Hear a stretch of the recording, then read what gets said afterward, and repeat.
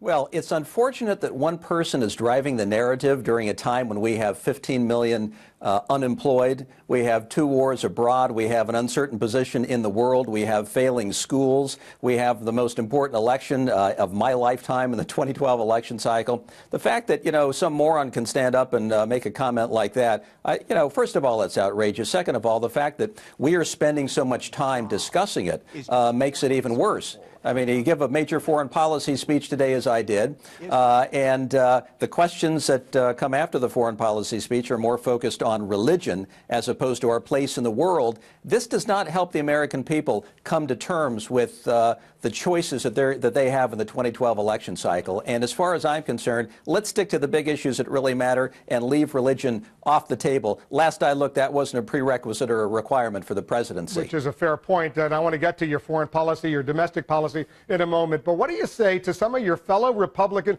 presidential candidates who don't even acknowledge that you are, in fact, a Christian? Well, I don't have any time to discuss this kind of issue. I say let's respect religious beliefs. Let's show a little more tolerance in terms of what people's belief systems are.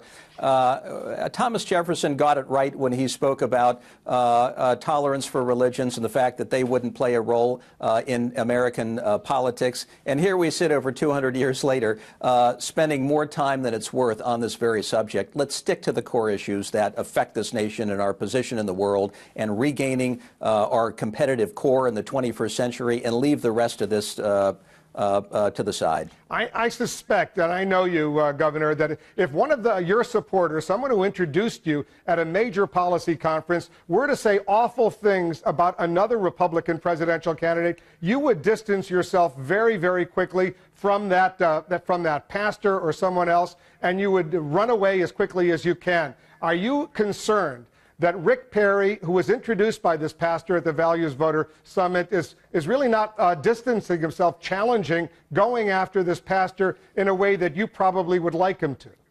Make an immediate and decisive break, period. This kind of talk, I think, has no home in American politics these days. And, anyone who is associated with somebody willing to make those comments ought to stand up and distance themselves in very bold language. And that hasn't been done. And Rick ought to stand up and do that.